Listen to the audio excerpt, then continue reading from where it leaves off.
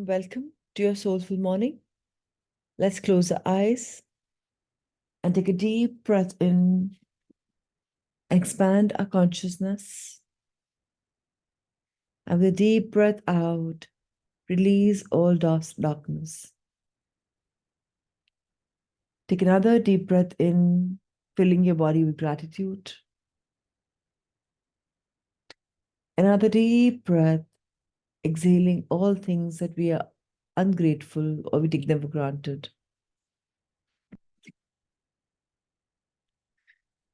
Take a deep breath in, fill yourselves with radiant, bright light. And as we exhale, release all negative emotions, all darkness. Life teaches us a lesson every day. To we, the conscious beings, the light beings, learn those lessons. Love means let our virtues evolve. Let our virtues expand. Light means living in God's heightened terrain. Now, when we have love and light as our guidance, then why shouldn't we let whatever we love expand if it's coming out of higher consciousness? Now, some may think that I love eating. Then do we expand that? Is it making any use to your body? So always ask the question to yourself, whatever I love, does it actually nurture me? Or does it give me some kind of digestive issues, disorders? If the answer is yes, let it expand. If the answer is no, let it collapse. If the answer is in the middle, be neutral. Rather not do than do, because then no harm can be done. When in doubt, just ignore. Now in the morning, we will practice a lotus of gratitude by thanking for the 10 beautiful things that have happened in our life yesterday. Those of you who want to count beyond 10, please go ahead. We'll circle back to each other in 100 seconds.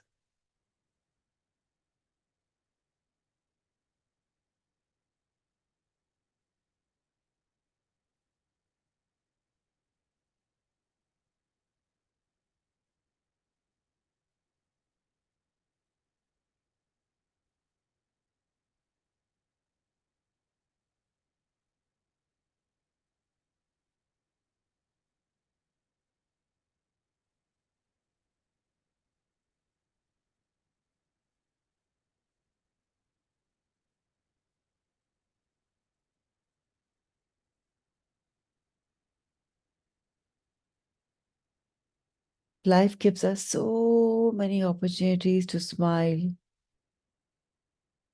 to move, to rejoice, to cry, to grieve, to surrender, to accepting, to reducing, to living, to raising our consciousness, to raising our vibration, to realizing the beautiful part of life. See it unfold. Aren't we all magical beings living in this enchanting world where there's life and there's death? Death of all things bad in us and life with all things good in us. When you say everything good in us, we must accept that when there are darks, there are also lights. When there are lights, there are also darks. The two can't exist with the absence of one altogether. But as we start embracing the dark, they become the light. That transformation is something we can all look forward towards. And as we study and go deeper into the realms of learning how to heal, how to grow, how to evolve, we all must remember that we're here in this life for a purpose. that we're here to grow beyond the ordinary. And when we have this intention to grow beyond the ordinary, we have so many things guiding us, helping us, nudging us. And one such thing is this beautiful chant of So Hum. I am one with all of life, and all of life is one with me. We ask, who am I? We strengthen our hearing. We strengthen our observation. We strengthen our healing. So once again, we know the entire rigmarole of how to go about with Soham. So inhale, then observe your pause, hum while exhaling. And we put both our hands together in the mudra, thumbs holds down the middle finger, and it presses on the palm. And when we are open and receptive to questioning, then we are open and receptive to hearing the answers from the universe. And then throughout, you will keep getting downloads of your answers because you would have created your consciousness and been aware of it. So begin by noticing the vibration, the sound quality of the in breath of yours and the out breath of yours. And listen to the so sound which you are inhaling and the hum sound when you're exhaling. And automatically you will have formed a rhythm. Try and practice the so hum chanting even on your own throughout the day. It's very powerful, very, very beneficiary. And when we keep giving attention to the pauses, when we keep feeling that space and expansiveness, then we continue to really, really, really notice that pause. And when our mind wanders, we keep drawing it back to concentrating on the so's and the hums. It's very, very simple. So first round of 5 so hums is only about observing the pause, observing the stillness. Let's start. Mudras, please be made in both the hands. So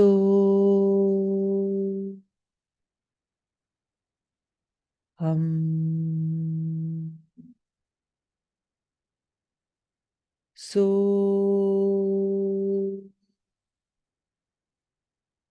hum.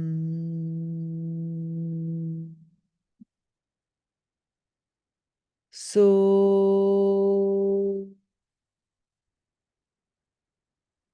hum.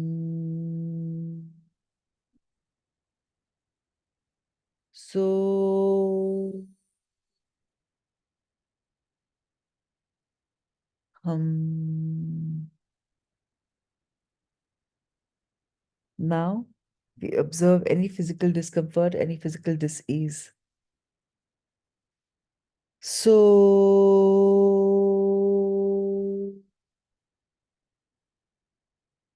hum.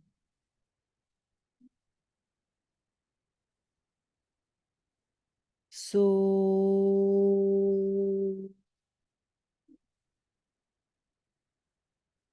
hum.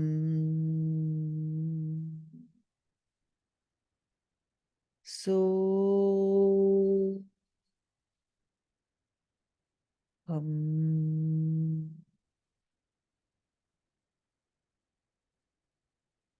So hum. And the third phase, we observe any kind of mental distress. So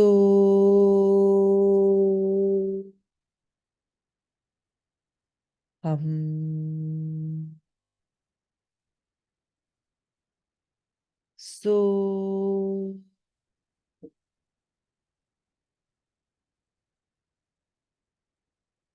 hum.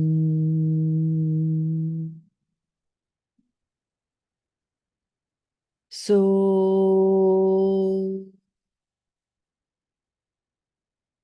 hum.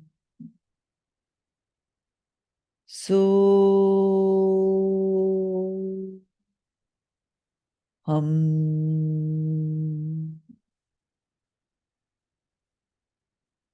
Now in the fourth step, we'll observe any external distress. So, hum.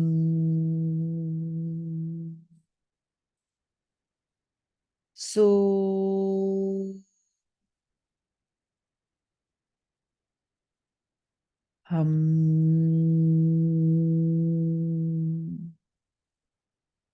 So, hum.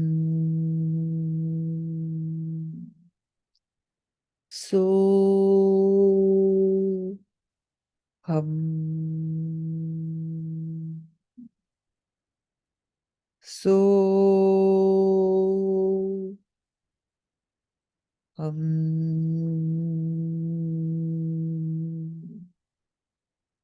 now in this last section, in the pause, deeply focus on healing.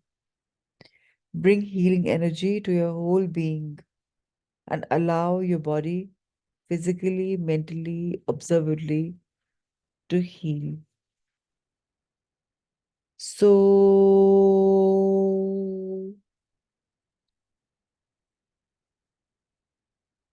hum.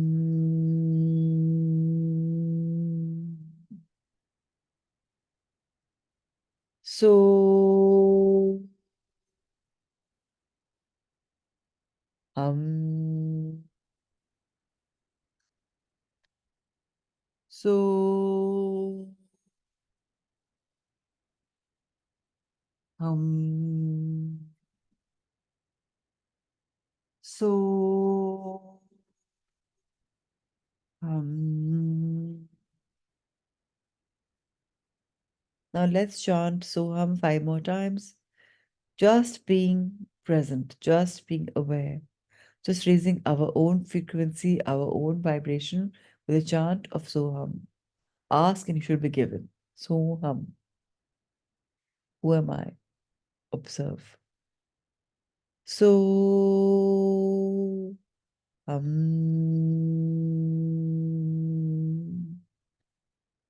so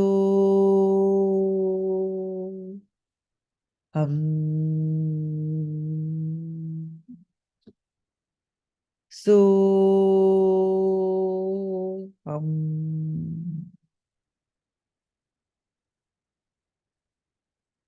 so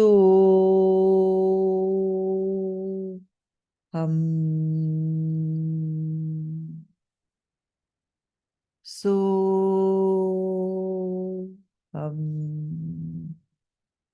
now let's bow our hands in gratitude by folding our hands near our heart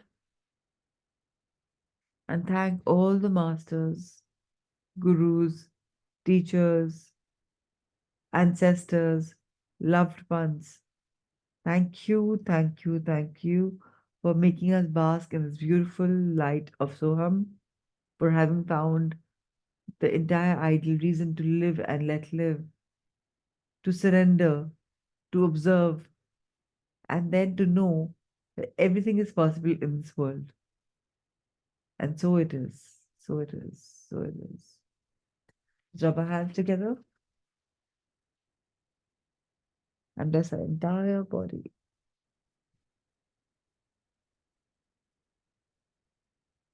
Touch every nook and corner, every inch fiber, sense of your being. Bless it fully because your blessings are coming from the world of Soham.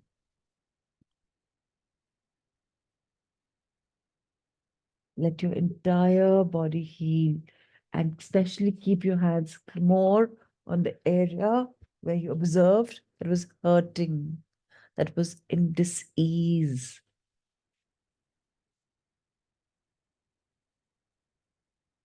Wonderful, wonderful. May we all have a blessed session. May we all learn to grow, to evolve, to master our being. And now, whenever ready, let's read a beautiful book, Through Time into Healing. A book that will make us reach into many more depths of our presence, of why we are, and making us understand that we come in this human life with things, with expectations. And in this chapter number 5, we will learn about healing troubled relationships. Dan, a business executive in his late 30s, was seeing me for therapy for several reasons. One of which was passionate yet turbulent love relationship with Mary Lou. He's an intense, intelligent, and idealistic Italian American from Boston's North End. Mary Lou is from South Carolina from a very different culture and religious background. The two started with a very strong, immediate, and passionate attraction to each other. That was not their problem. The problem began with her flirting. After Mary Lou had a drink or two, her usually tightly controlled behavior would disappear. Then she would enjoy hugging their male friends, touching their hair, rubbing their necks, kissing them when arriving and leaving, and sometimes even spontaneously in between. Yet this was the extent of it. There was never any additional sexual acting out.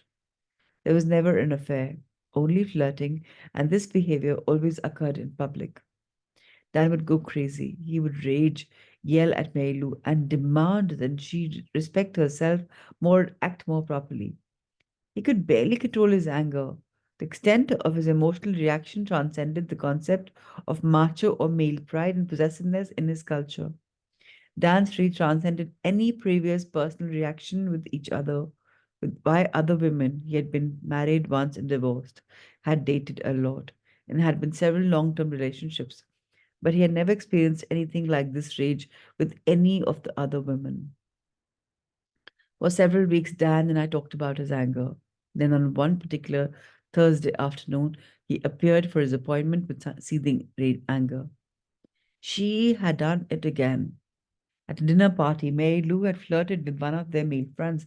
Dan had felt like breaking her neck, and Mary Lou was frightened. Here were two otherwise sophisticated, mature professionals, but she could not stop drinking, flirting, or provoking him, and he would always become a raging bull whose reaction was very disappropriate for her crime. For 30 minutes, Dan and I talked about the party, about her behavior, and about his. As the scene replayed itself in his mind, Dan could not control his anger. Why does she continue to do this? He raged, pounding the desk. Is she really trying to destroy the relationship? Significantly, Mary Lou was willing to convert to his religion for the sake of his relationship, and they were planning a wedding. We were getting nowhere with our talking. Ventilating his anger, fears, and other feelings did not help because the reservoir of his emotions was made too full, was much too full. He was willing to go along with the suggestion I made. Let's try to go back to the real source, the root of your relationship. Perhaps you had a girlfriend like Mary Lou. Perhaps there's something deeper. Let's find out. Dan allowed himself to be hypnotized, and soon he was in deep hypnotic trance. I told him to allow his mind to remember the roots of their relationship problems, to go back to the causes. I never know what to expect when this non directive approach is used. No matter how many patients I've regressed in this manner, I still get surprised and humbled by what comes out. I never know what to expect when this non directive approach is used. No matter how many patients I have regressed in this manner, I still get surprised and humbled by what comes out. His body, which is in the trance, had become very relaxed and peaceful again, became tense. He seemed to be lightning or something. I can hear my cousin, this highly successful executive, whisper. I can see him. He's dressed in a white robe and has a dark beard. My uncle is with him. They are talking to me. The man's cousins and uncle had both died many years ago. They've told me to let her go. They are saying, let her go. She needs to develop to overcome her attitudes and handicap, but this is for her sake, for her development, not for yours, not for your comfort. This is a test of love. Then she came back to you when she has overcome her negative traits. Therefore, more. We will now show you. Suddenly, Dan watched with amazement and horror as a series of past lives with his lover flashed before his mind's eyes. I'm stabbing her with a long dagger. Dan observed miserably. She had been unfaithful to me and I have killed her in anger. This occurred around the 7th or 8th century, and he was a warrior and an early follower of Muhammad. Dan had also killed Mary Lou in two other ancient lifetimes, and a few others he had left her, usually in dire or dangerous situations. Thus, he had already killed her 3 times and had abandoned her several times, and yet Mary Lou kept springing back into a new life like a phoenix ready to repeat the same script once again. All in all, Dan found Mary Lou and his repetitive pattern in at least 6 lifetimes. They were only the lifetimes in which he, always a male, killed or rejected her, always a female. In subsequent past life regressions, we learned that the two had also been together in other family or friend or enemy relationships, with the sexes and the roles sometimes reversed. Dan's rage and anger vanished completely. In less than an hour, he felt more love and tenderness towards Mei Lu than he had been able to feel and express since the very beginning of their relationship in this lifetime. Dan later told Mary Lou about the regression sessions and tried to let her go. She would not go. She wanted to do the necessary work from within the relationship. Without physically severing the bond, Dan realized that letting go did not necessarily mean sending away. There are many ways to let go. Dan also realized, as these and others put past life patterns were revealed, that his warrior needed more of the strength that comes from love, compassion, awareness, and understanding. He needed the strength derived from wisdom, hope, and faith, and less of the pseudo strengths of anger and rage. He also realized that his cousin and uncle were still alive even though their bodies had died. He now knew in his heart and his bones that he too would never die. Within a year, Mary Lou and Dan married. There were 2 years from the time of this writing. The problem pattern has never recurred. He has stopped behaving in an accusatory way towards her, and she has stopped provoking him. The communication is far better, and it was in the golden days when they met because they were both learned as important lesson about anger. They've seen how destructive negative patterns can be and how long lasting. Now, as soon as either of them senses a problem, no matter how small, discuss it and try to resolve it. As a couple, Dan and Mary Lou truly had the ability to communicate joyfully, deeply, and intimately. Some of our more difficult and challenging life experiences occur in the context of relationship and families, and so do many of our most fulfilling and loving ones. We live in our bodies and we express ourselves through our relationships. This is how we human beings communicate. It is our primary method of learning and evolving. Through my experience, I have learned that many of the severe and chronic conflict therapists see in couple see in couple therapy, marital therapy, and family therapy usually actually have their root cause in prior lives. Therapy that explores other lifetimes in addition to the present one can resolve the relationship conflicts that prove to be resistant to the usual therapeutic techniques, as Mary Lou's and Dan's were. When the search for the root of the problem or its treatment is expanded beyond the limited or even avoided, a limited time span of the current relationship, much suffering can be minimized or even avoided. Often, anger, hatred, fear, and so many other negative emotions and behaviors manifesting in the current life relationship may actually have had their beginnings centuries ago. Diana, a wealthy 40-year-old woman from Philadelphia, came to see me because of her chronic depression. As therapy progressed, I became convinced the tumultuous and perpetually hostile relationship with her daughter was the root of the woman's unhappiness. My patient had experienced an instantaneous dislike of this daughter dating from the first moment she held the newborn baby in her arms. Diana had not experienced these upsetting emotions at the birth of any of her other 3 children. Far from it, joy and elation had been the hallmark of their children. Diana was perplexed by the instant and lingering anger and revulsion she had felt towards Tamar, who was now 18. By the time Diana entered therapy, the two had been arch enemies for nearly 2 decades. The relationship was punctuated by frequent violent arguments that were usually set off by something trivial. During regression therapy, Diana related that she had suddenly gone into hemorrhagic shock and nearly died just before Tamar's birth.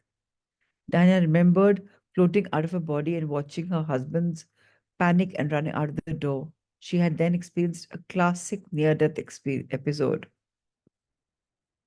After this episode, I thought the relationship might improve.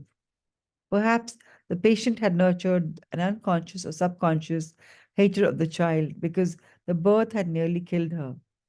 This regression memory alone might have provided the catharsis necessary to release those negative emotions. At her next session, however, Diana reported that life with Tamar remained as stormy as ever. We tried regression therapy again. This time we were more successful. Diana's memories revealed that the lifelong animosity felt equally by mother and daughter had its source not in the birth experience but in a past life. In the lifetime in question, the same man's affection, and the man in question was now Diana's husband and Tamar's father in law this lifetime. Clearly, the arch rivals were still battling it out in the current incarnations. Dinah and Tamar's relationship improved somewhat after she had this memory of their past life competition. Dinah did not tell Tamar about the episode since she simply didn't feel comfortable about sharing this unusual experience. But then Tamar underwent a past life regression with a different therapist in another state. She regressed to the very same past life with the same death details. At this point, Diana was shocked enough to share her own experience with her daughter. With this startling and illuminating new perception, the relationship finally transcended the fixed script of endless competition and hostility. Diana and Tamar are now very good friends. On a sunny, humid after October morning, I drove to my office after helping to get my daughter Amy off to school. On the way out, I hugged Carol goodbye. Don't forget to work on the relationship chapter, Carol reminded me. We had been talking about intimate relationships and couple therapy and on and off over the weekend, discussing the effects of past life connection on current life relationships. Carol knew I had left some time at the end of the day to begin writing down our thoughts and our conclusions. At 11, my only new patient of the day came in. She had somehow convinced my secretary to bump her off on top of the waiting list, and the day of appointment had finally arrived. After she left, I reminded myself that there are no coincidences. Martine, a 13-year-old daughter, mother of two, stated that her only problem was a terrible 7-year marriage. Her childhood had been happy and her relationship with her parents was still wonderful. Her children, a 4-year-old daughter and a 2-year-old son, were joys to her. Martine liked her house and had many good friends. She enjoyed her job in the dentist's office. However, Martine's husband Hal was constantly critical, demanding, and negative. Hal found fault with everything Martine did, and he never lost an opportunity to criticize and or demean her. He was like a little weight to her, an anchor around her neck. Yet she persisted in trying to make the marriage work. They'd already separated several times, twice before the second pregnancy. Martine had not wanted to become pregnant that time, but Hal had pushed and pushed for it, and then he had left her. Eventually returned, guilt ridden, but soon left again. Martine seemed to passively accept the situation. Hal's behavior and his ultima, individual and couple psychotherapy, had not improved the marital discord at all. Several weeks prior to our sessions in the office, Martine had attended a workshop I presented in Miami. During the workshop, I taught a group of about 200 people on how to visualize and how to experience regressions while in a hypnotized state. Twice, I had taken the entire group on a past life journey. Their eyes were closed and their bodies were entirely relaxed as my voice guided them to remember details from childhood and then even further back to memories from a previous lifetime. Martine had reached a state of deep relaxation during the exercises. She felt serene and peaceful. She remembered herself as a child in this lifetime, but she went no further. She had no past life memories at all. She saw nothing.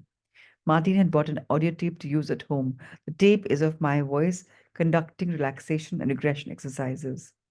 A modified written version of this tape is found in Appendix A of this book. When Martine listened to the tape at home, she was able to relax deeply and sometimes even fall asleep, but she had not been able to succeed recalling past life memories or scenes. In my office, I took Martine's medical and psychological histories and then hypnotized her to a deep level.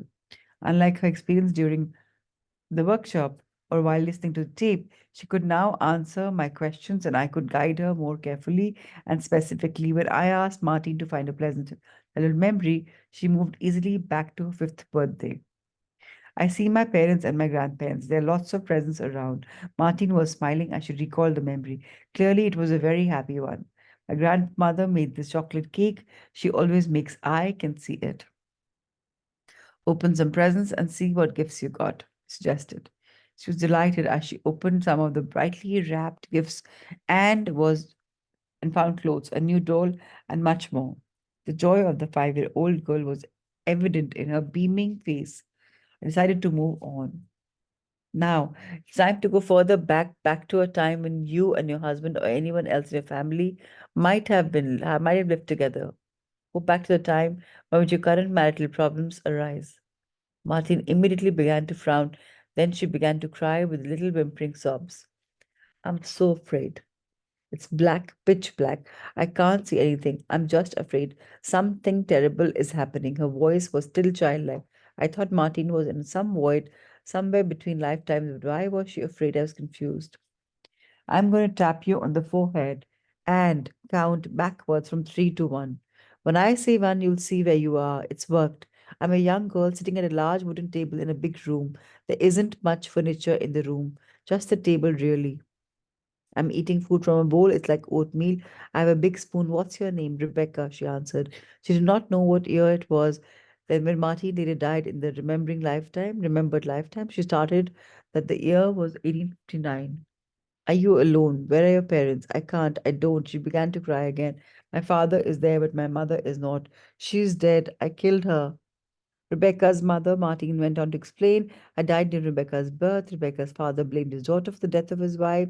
He's awful to me. He beats me and locks me up all alone in the closet. I am so scared. She cried. Now I understood why Martin had been so frightened to be in the dark void she encountered earlier. It's not been a void after all. She's been a terrified little girl locked in a pitch black closet. For how many hours she had forced to suffer in darkness. She was forced to suffer in darkness. Rebecca's father, a woodcutter who worked with an axe, treated like a slave. He gave a long list of chores, constantly criticizing her, finding faults, beating her, locking her on the dreaded closet. Martin tearfully recognized the man as Hal, her husband in her current life. Rebecca never left her father.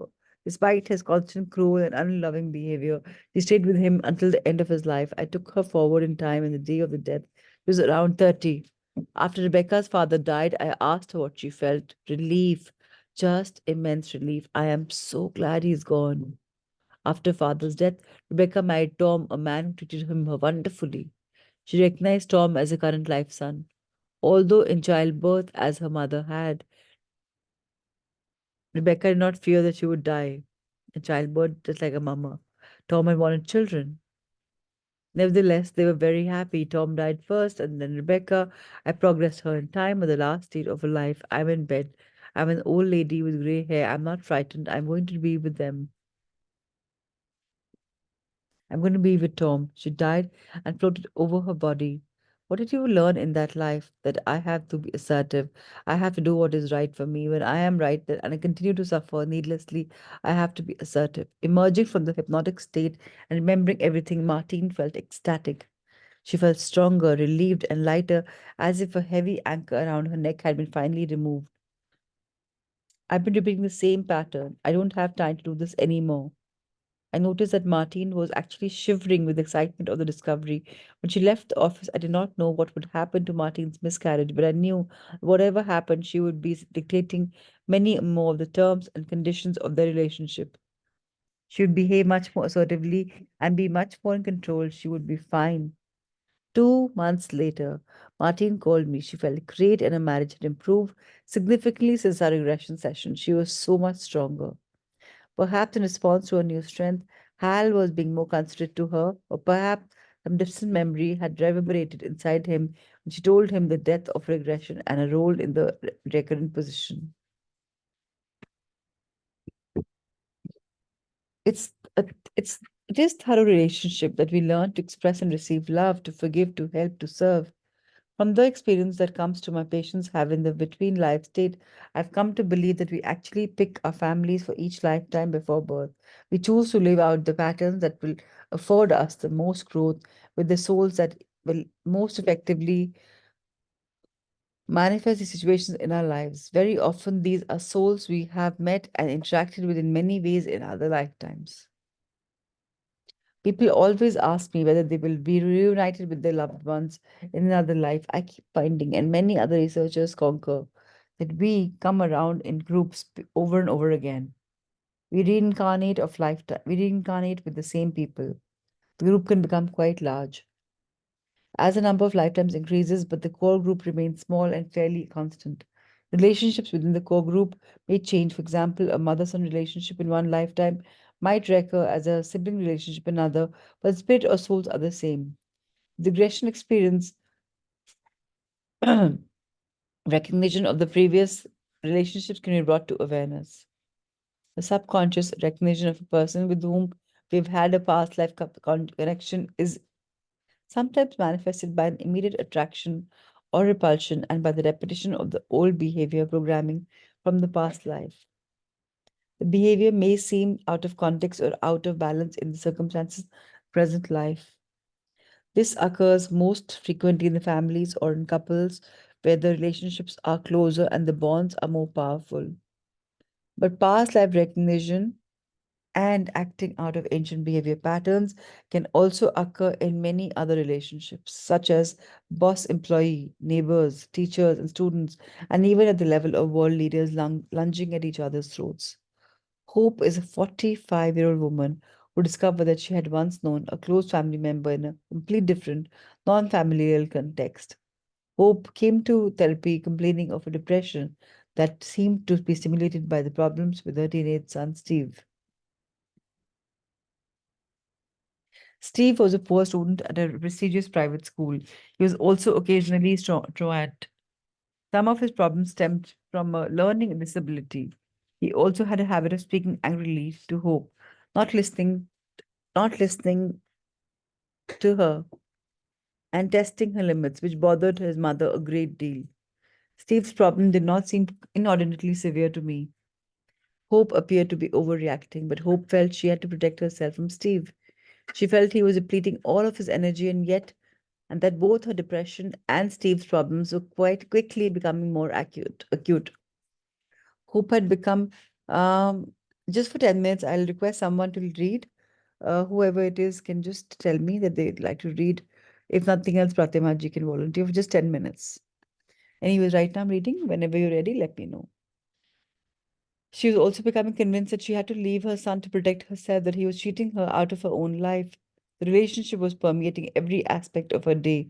As a result, Hope felt exhausted, almost as though she were seeping away. She was truly at the end of her rope. I However, continue, yes, please. Prachi. Yes, please. However, as I interviewed Hope, it became clear to me that her feelings of struggle and hopelessness had not originated with her son. Her father had left the family when Hope was 5.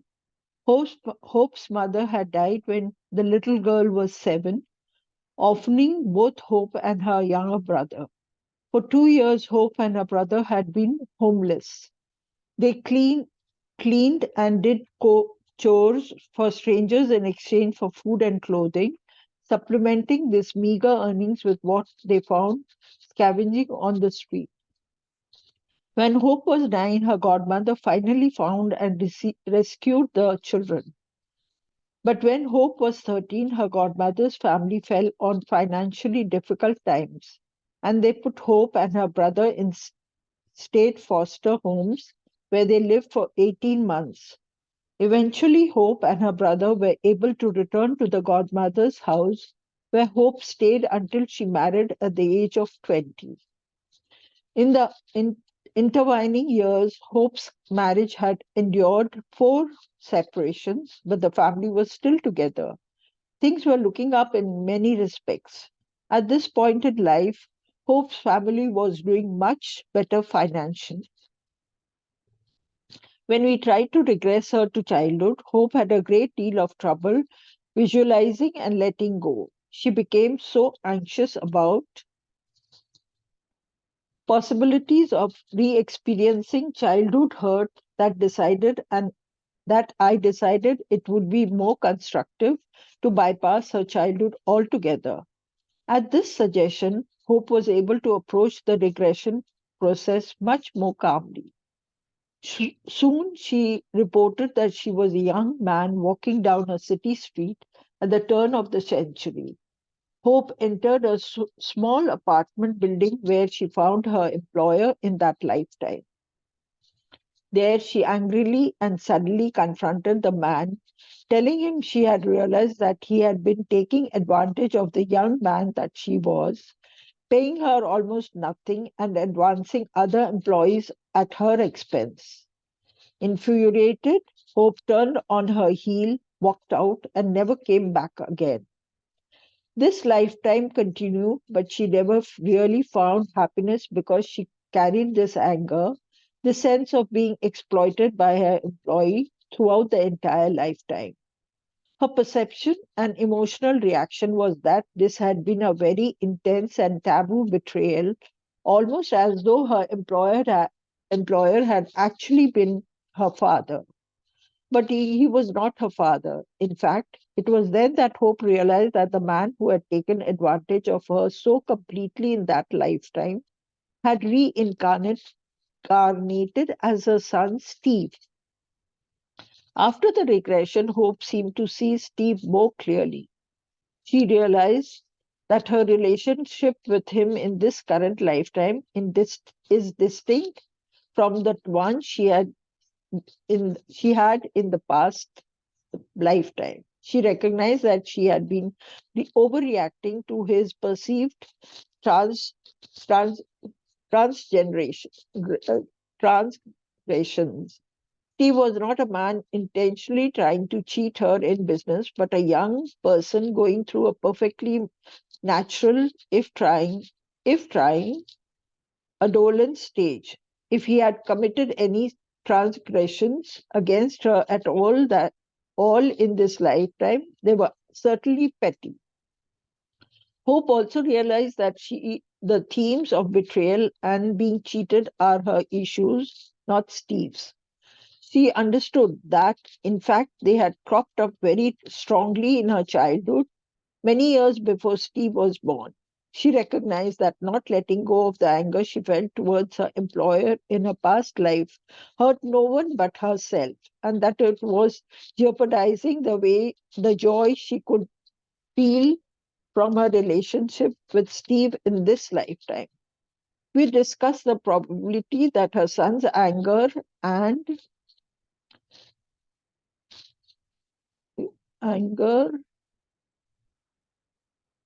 sorry, I missed. Yeah, anger and acting out in this lifetime. I, I lost track where I am. Okay, Prachi, let me read. No yeah, problem, no please. worries. Anger and acting out in his lifetime related to her own behavior in the past life, when she turned on her heel and walked out on him. Hope's therapy continues, and if, as it does, she continues to gain more insight into which issues are hers to resolve and becomes more aware that her anxiety and depression do not depend on her son. She has gotten more realistic and is gaining more perspective. One second, I'm just muting everybody. Okay. I would not be surprised to find out that she and Steve have shared many other lifetimes together. The parent child relationship may be a very dramatic one, but its intensity and potential for growth do not, by any means, rule out the potential for humor, another great growth stimulator. I fondly remember the day when I was explaining to a workshop how we pick our family situations before birth in order to provide us with the greatest amount of growth possible. At this point, a mother in the group turned up to her daughter, with whom she was clearly having a minor disagreement. See, you're the one who picked me, the woman told her teenager. Well, if I did, I must have been in a hurry, the girl retorted without batting an eye. This exchange, needless to say, was humorous, and the fact that this mother and daughter had chosen to attend the workshop together suggested that they actually had a very good relationship. Family members as well as couples can be regressed individually, as in any other past life exploration, or also simultaneously to resolve problems they share or to make a good relationship even more meaningful and insightful. Sometimes couples or members of the same family attend my workshops together. When they compare their regression experiences, they sometimes find that they have unknowingly regressed to the same lifetime and have found the others there.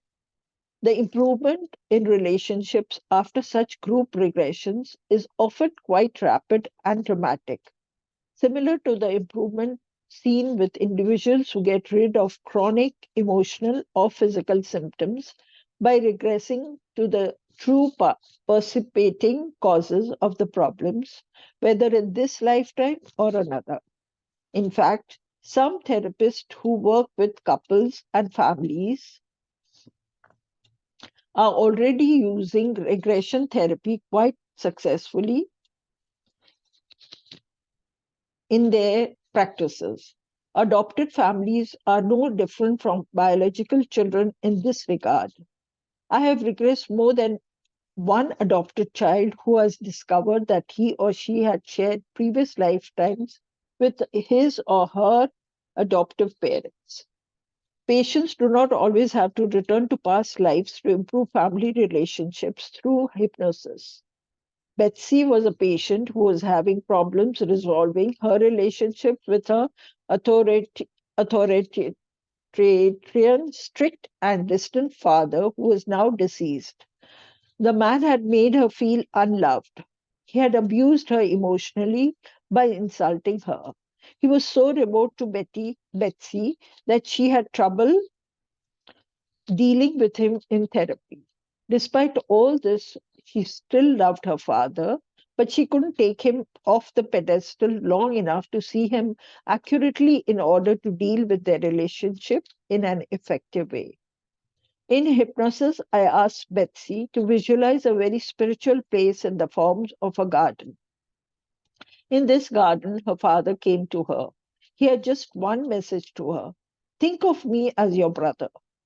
And that did the trick. Once Betsy was able to think of her father as a brother, an equal, she was able to see both his virtues and his flaws much more clearly and comfortably. Then she was finally able to understand him, forgive him, and let him go. The suggestion was so powerful that I have started to use it in therapy with other patients who have problems with one or both of their parents. In Freudian terms, it greatly eliminates the distortions caused by projection. To share many lifetimes, joy and sorrow, achievement and despair, love and forgiveness, anger and grace, and above all, endless growth with another soul is what it truly means to have a soulmate. A soulmate is often someone with whom we meet and feel an instant connections as though we have known the person for a long time. In fact, we do have to be romantically involved with a person to experience the satisfaction and fulfillment of his. Continue, Prachi, please. Yes, of the soulmate connection. Nor do we have only one soulmate. The popular Western idea propagated by the philosopher Plato that each of us has one perfect other half who can complete our own incomplete soul is only partially true. While others can seem to complete our experience, sharing and expanding our growth, intimacy, and joy, it is more likely that we have a soul group that consists of many soulmates. This may be a small group of souls that gets larger as we collect deep experiences with more and more souls over many lifetimes. But the feeling of having known a person before or sharing intense feelings and insights is certainly not limited to one person. We can even have more than one soulmate relationship at a time. Our romantic partner be complete our soul in one way and in so many ways, and in other ways, a best friend, a parent, a child. As we grow by interacting with our soulmates, we ascend the ladder of lifetime, we transcend old patterns, come to fully experience love and joy, and lose every last vestige of anger and fear. Eventually, we come to a point where we can voluntarily choose to be reborn to help others directly, or even choose to stay in spirit form or help others from another level. Reincarnation for emotional growth is then no longer necessary. We can move from this path of growth to the path of growth through service. To lose a soulmate to death or separation is by no means a loss of the opportunity to grow. A patient of mine recently lost her husband in an accident. She was absolutely devastated, certain that she had lost her soulmate and that nothing in life would ever have the same meaning or be worth anticipating. While her grief is very deep, real, and justified, we're working on the idea that she can look forward to future relationships that may be just as full of love, passion, intimacy, and growth. A reunion with a soulmate after long and involuntary separation can be an experience worth waiting for, even if the wait is one of centuries. On a vacation in the southwest, my former patient Ariel, a biologist, met an Austrian named Anthony. Both were emotionally mature individuals who had been married before, and they quickly fell in love and became engaged. Back in Miami, Ariel suggested that Anthony have a regression session with me just to see if he could have the experience and to see what came up. They were both curious to find out whether Ariel would appear in any way in Anthony's regression. Anthony turned out to be a superb regression subject. Almost instantly, returned to a very vivid North African lifetime around the time of Hannibal, more than 2,000 years ago. In that lifetime, Anthony had been a member of a very advanced civilization. His particular tribe was fair skinned, and they were gold smelters who had the ability to use liquids fire as a weapon by spreading it on the surface of rivers. Anthony was a young man in his mid 20s in the midst of fighting a 40-day war with the neighboring darker skinned tribe that vastly outnumbered the defenders. Anthony's tribe had actually trained some of the members of the enemy tribe in the art of warfare, and one of the former trainees was leading the assault. 100,000 of the enemy tribe, carrying swords and hatchets, were crossing a large river on ropes as Anthony and his people spread liquid fire on their own river, hoping it would reach the attackers before the attackers reached the shore. To protect their women and children, the defenders tried put most of them on large boats and violet sails in the middle of a huge lake. Among this group was Antony's young and beloved fiancée, who was perhaps 17 or 18 years old. However, the liquid fire suddenly burned out of control and the boats caught fire.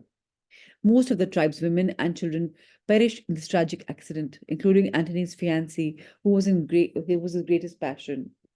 The tragedy broke the morale of the warriors, and they were soon defeated. Antony was one of the few who escaped the slaughter through brutal hand to hand fighting.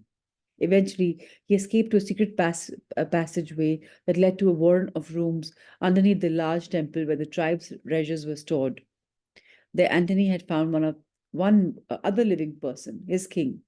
The king commanded Antony to kill him, and Antony, a loyal soldier, complied against his will. After his king's death, Antony was all alone in the dark temple where he used his time to write the history of the people on gold leaf and to seal the writings in larger urns or jars. It was here that he eventually died of starvation and grief over the loss of his fiancée and his people. There were one more detail. His fiancée in that lifetime reincarnated as Ariel in this lifetime. The two of them reunited as lovers after 2,000 years. Finally, the long postponed wedding would take place. Antony and Ariel had only been separated for 1 hour when he stepped out of my office, but the power of the reunion was such that it was as though they had not seen each other for 2,000 years. Recently, Ariel and Antony were married. Their sudden and intense and seemingly coincidental meeting now has a new layer of meaning to them. And the already passionate relationship is now infused with a sense of continuous adventure. Antony and Ariel plan to take a trip to North Africa to try and find the location of their past life together, to see what other details can they uncover. They know that whatever they find can only increase the adventure they find in each other. How beautiful, how wonderful. Life is magical indeed. So let's everybody come together tomorrow morning at 6 a.m. for yet another session, a session on learning on how to heal the inner child and the abused child. So by now, after having done Louis Hay's mirror work, we all know that we have an inner child and how this inner child is affected years after year, lives after lives. Tomorrow is a story for that. So happy healing to everybody. Prachi, tomorrow is Sunday. We have. Thank you for the reminder. Thank you so much. So I'm going to see you everybody on Monday. Monday it is. Thank you, Pratamaji, for reading. And thank you, everybody, for joining in this space. Monday morning, we shall see each other once again with more hope and growth. Thank you, thank you, thank you. Lots of love and light to everybody. Take Thank care. you, Prachi. Thank you so much.